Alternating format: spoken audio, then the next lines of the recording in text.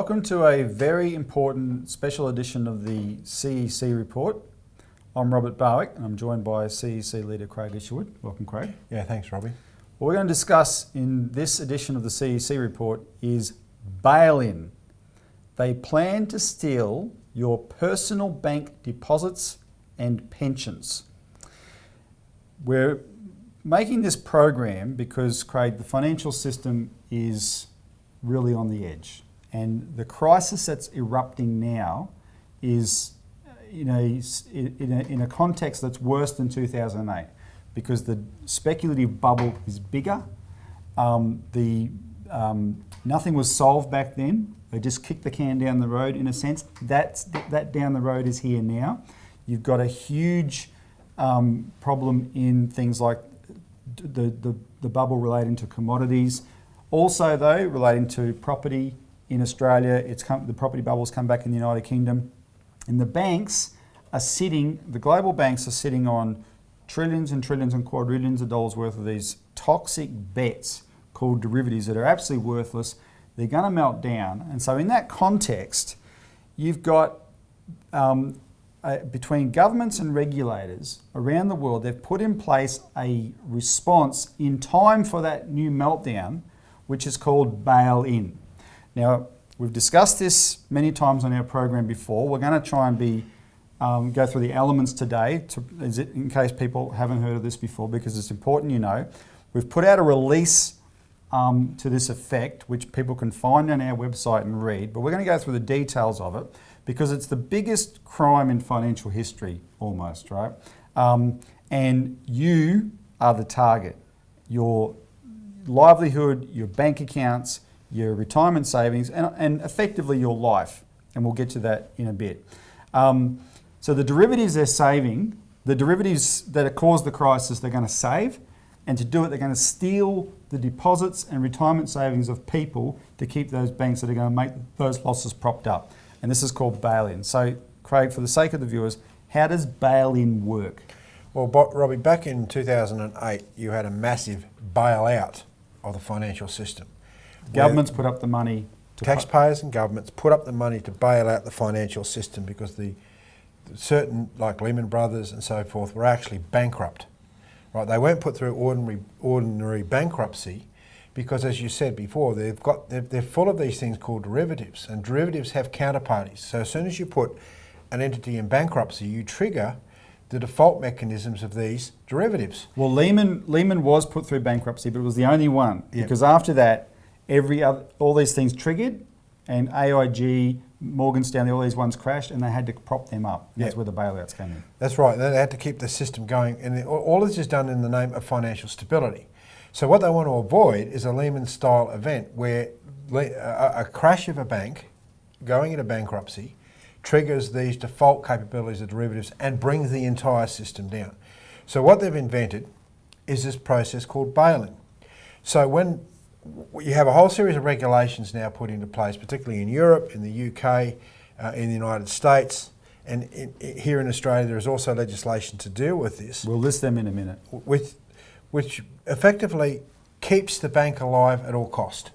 So when you get a situation where a bank is technically bankrupt, that means that its equity, the shareholding, plus its assets is less than the liabilities that it has, right? And that would normally trigger a bankruptcy, right? But under bail-in, what is designed to happen is that bank is basically closed on a Friday afternoon. The regulators come in, they change the management of the bank, and then they make a decision about implementing what's called a living will, which is a predetermined document that says we are going to write off a certain number of liabilities within this bank. So you can reduce them down to below the assets and equity. The creditors are going to take a hit. Now, what people don't realise is that depositors, people who put their money in the bank, are unsecured creditors. And you've also got these things like bonds, unsecured bonds, which are a liability for the bank. So what the regulators do is they come in and they just literally wipe out a number of proportion of people's deposits and a number of these bonds in order to, as you say, increase the assets above the liabilities. And then they open the bank again on Monday morning. And that's the whole idea, is that a bank, because of this interconnectedness, because of their debts in the derivatives area, are dangerous time bombs waiting Yeah. to go off that can bring down the entire financial system, the good part of it and the bad. So bail-in has been designed basically to steal people's deposits in order to save the banking system. And when they make this decision on that weekend to give a haircut, as they said in Cyprus, to the deposits, etc., they're going to look at all the liabilities and do that, but they're not going to do it to the derivatives. They can't touch the The derivatives. things that caused the crisis will not be touched, and we'll talk about that later in the program. And I think it's important, Robbie, that you do what you said about Cyprus is this is not new. Cyprus was the test case. 50% of depositors lost, or a lot of people lost their money. They just basically took a haircut. They said, sorry, but we're going to save the system, you lose. And that's the mentality that we're dealing with here. Yep. Well, so here's this, I said we'll list where these laws are in place. So one of the reasons it's news now, Craig, is because on the 1st of January, bail-in under what's called the Bank Resolution and Recovery Directive became law all across the European Union. It was already law in the United Kingdom for a year earlier, but now it's law right across the European Union. So by that happening, that pretty much makes bail-in law in most of the world. It was already law in the United States under the Dodd-Frank Act, which established this thing called the Orderly Liquidation Authority. It was already law in New Zealand, where it's called Open Bank Resolution. And the poor old New Zealanders, they have the hardest time with this because they don't even have any kind of deposit guarantee scheme there. The New Zealand Reserve Bank says we're going to take anything we want. And the worst part is, there was a law that planned for Australia, which we found out about in 2013, and we led a mobilisation to stop. They had bail-in legislation in train for Australia. We mobilised to stop it, and we did stop it. No politician would have been game to pass a law that says, oh yeah, we can steal deposits. So now the bank regulator here, APRA, the Australian Prudential Regulation Authority, which is a de facto subsidiary of the Bank for International Settlements in Switzerland, which is sort of managing this, they just said, well, okay, then we have the power under existing law. And this was revealed to us in a article by Christopher Joy in the Financial Review on the 20th of December, goes through this and APRA's rationale for saying, well, actually, we have the power. So it's in place in Australia as well. Plus, here in Australia, we have this other aspect to it, which is a bit different than most other places from what we can tell, where you have, under APRA's approval, Australia's banks are aggressively selling these things called bail-in bonds, which are bonds that are sold with these little triggers in them that they can quickly become worthless or convert to worthless shares if the bank gets into any kind of trouble. Everywhere else in the world, almost everywhere else in the world where these things are sold, Craig, they're sold to institutional investors, where the people buying them know the risks. In Australia, they're not. They're sold to mums and dads. They're targeting mums and dads with these. And a couple of weeks ago, the Commonwealth Bank issued $900 million worth of these at 5% more than the normal bond rate. Now, what retiree in Australia, if the Commonwealth Bank says, well, buy this bond, you'll get 7.5% on it, and it's like, oh, the Commonwealth Bank, 7.5% when I can get, interest rates of 4% or something at the moment? Oh, yes, please. And they don't know that they're buying something so dangerous. And this system is big in Australia right now. There's billions and tens of billions of dollars of these being sold. The reason they're dangerous, Robbie, just to clarify that, is because when a bank gets into trouble, there's a special trigger in those bonds that says, okay, well, the bank can automatically convert these bonds to shares. Yep. Now, this has been a big problem in Europe right now. Deutsche Bank is in all sorts of trouble because it's been sending billions upon billions of these, what they call cocoa bonds, same thing, hybrid bonds, and no one wants them anymore. In fact, they haven't sold any because they can't sell them because under the bail-in, which they've been witnessing in Italy and they've seen in Cyprus, and they know now that there's a lot more institutional investors are aware that these are bail-inable bonds. That's right. Institutional investors don't want them because they know how to check that. Right. Mums and dads wouldn't have a clue. So, I mean, these things are just a time bomb waiting to happen. And APRA has specifically come out, our regulator has specifically come out and said, we prefer bail-inable bonds. Okay, let's take a break. We'll continue this when we come back.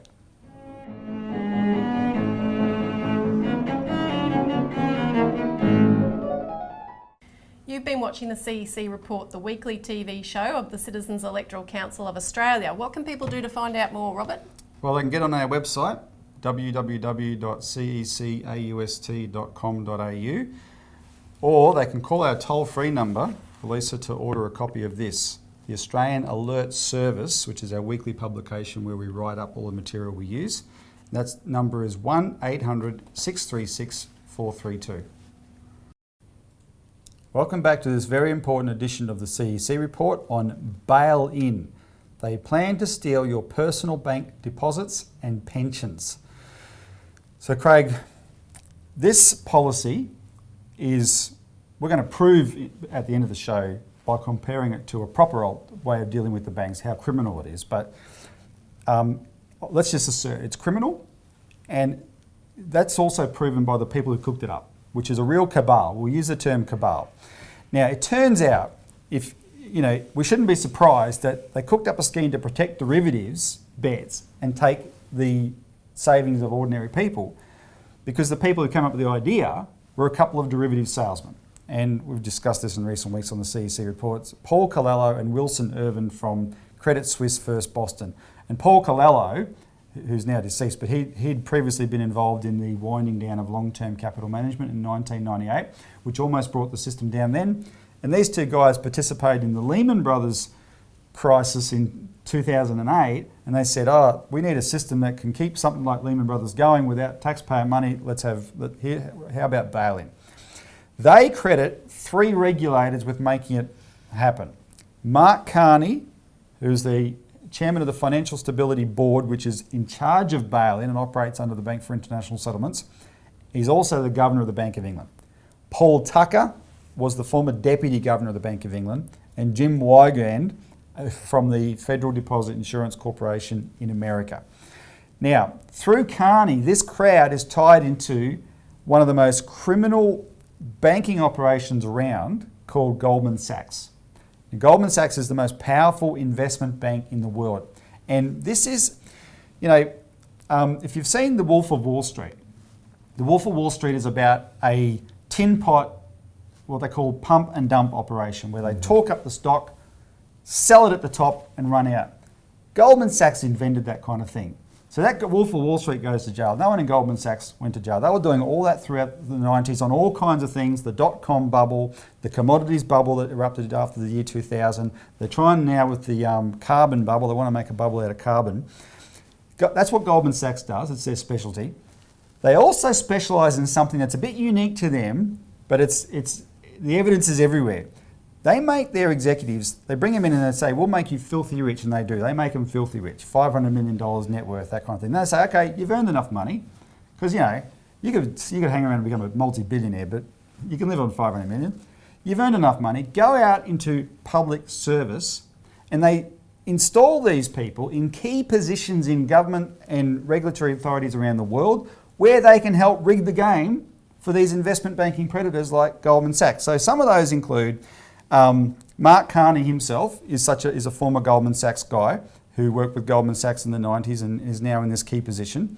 Mario Draghi is the guy who was previously the head of the Financial Stability Board before Carney. He's now the head of the European Central Bank, which has rammed through this bail-in across the EU. Robert Rubin was the Treasury Secretary in the United States under Bill Clinton, who worked for the repeal of the Glass-Steagall Act, which was a regulation that, while it was in place, put a real dampener on this. And when they took it off, it just this kind of speculation went crazy. Hank Paulson was the Treasury Secretary in 2008 when the system crashed, and he was right there to bail them out, right, at that time. Gary Gensler is another name. He wrote the law in the year 2000. The US Congress passed a law to exempt derivatives from regulation. Right? They already knew how dangerous they were. There had been all sorts of derivatives crashes all through the 90s, but these things shouldn't be touched by regulators. He is now Hillary Clinton's advisor, that guy, which is why Hillary Clinton is opposed to Glass-Steagall. And finally, one other name we'll mention is Malcolm Turnbull, Mr. Goldman Sachs in Australia, who made his money in one of these bubbles that Goldman Sachs inflated in the 90s, the dot-com bubble. That's how he made his squillions, and now he's the Prime Minister of Australia. You can read some of this detail in a really great article in Rolling Stone magazine, of all things, called The Great American Bubble Machine, in 2009. Just look it up under that name. The author, Matt Taibbi, very colourfully described Goldman Sachs as a vampire squid with its tentacles wrapped around the face of humanity, relentlessly jamming its blood funnel into anything that smelled like money. Right? That's the Goldman Sachs way. This crowd are the authors of bail-in. Right? This is their agenda. Hence, are we surprised that they've got a system where their gambling bets are exempt, ordinary people are made to pay?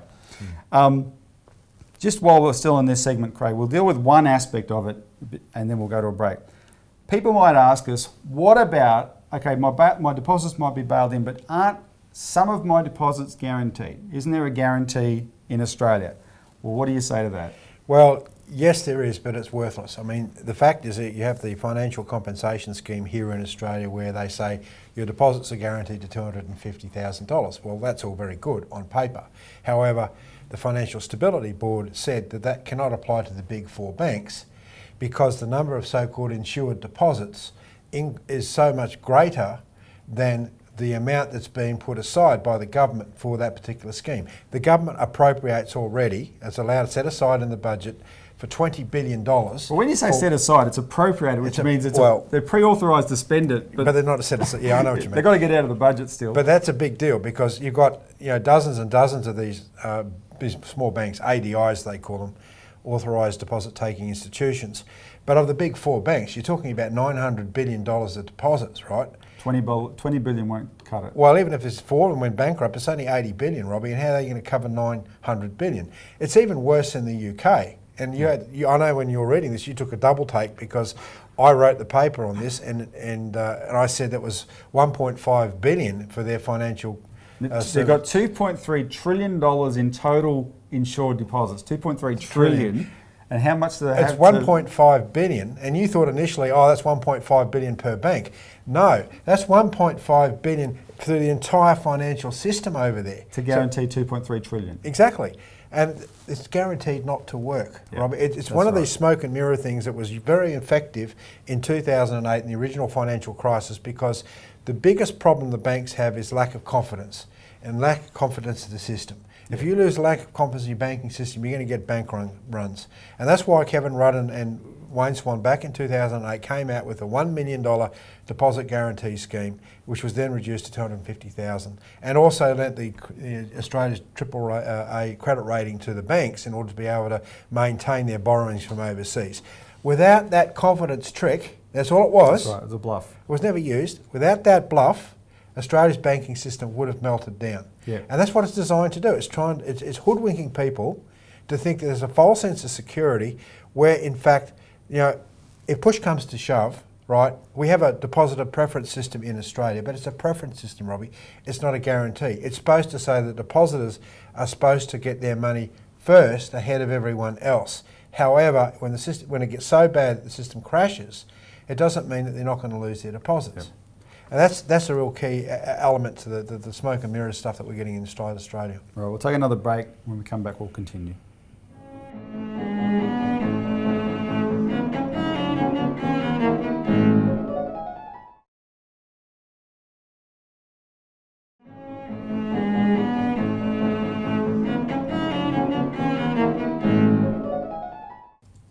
Welcome back to this important edition of the CEC report where we're discussing bail-in.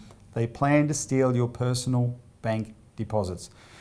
And Craig, the real way to see how bad I'm sure for the viewers it sounds bad, but if you want to prove how bad it is, let's contrast bail-in with a policy that's ready to go.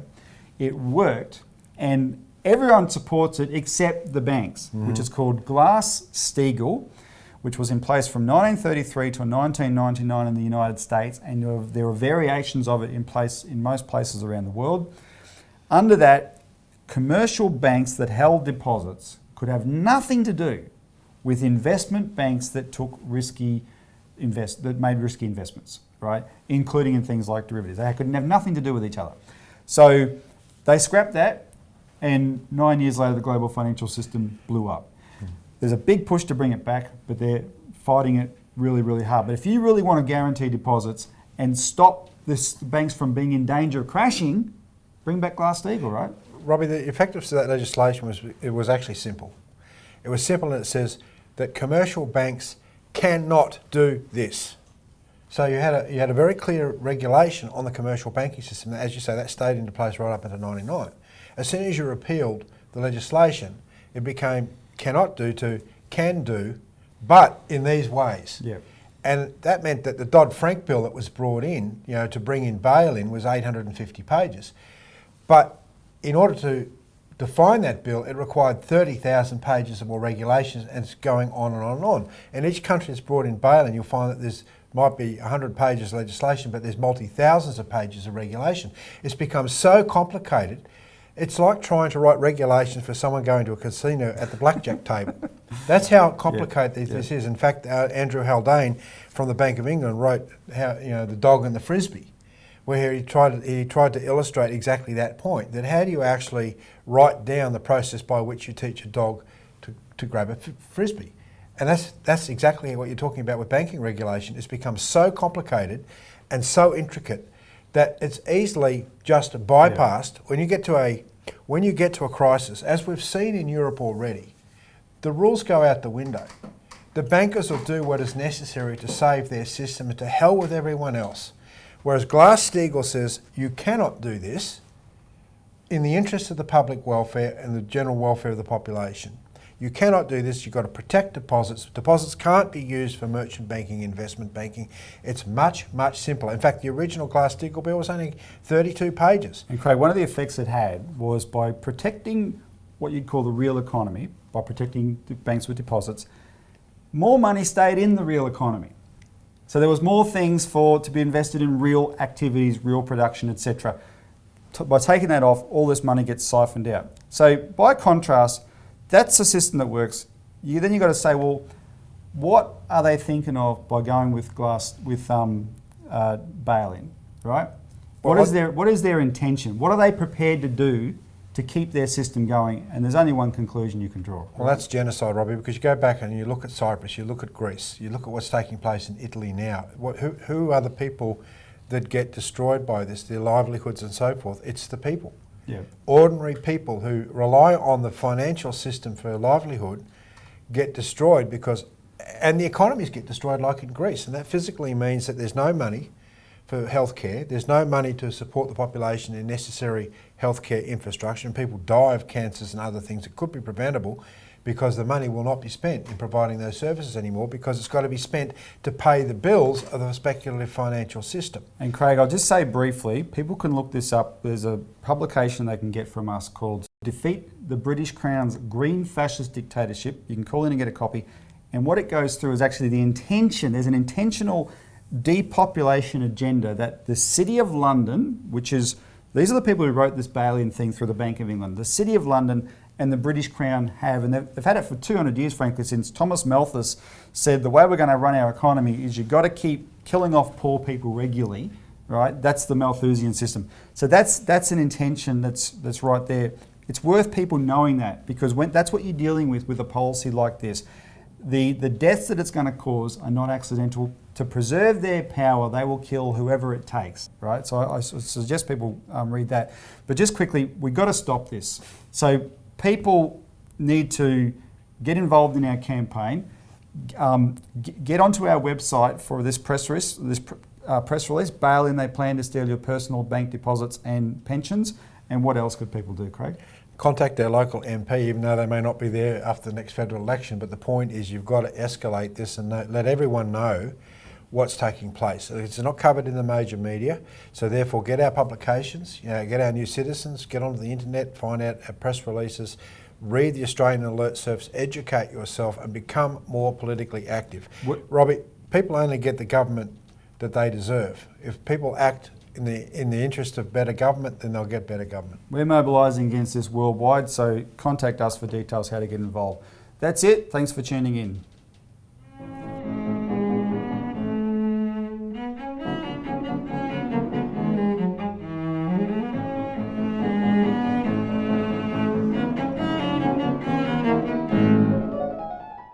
You've been watching the CEC Report, the weekly TV show of the Citizens Electoral Council of Australia. What can people do to find out more, Robert?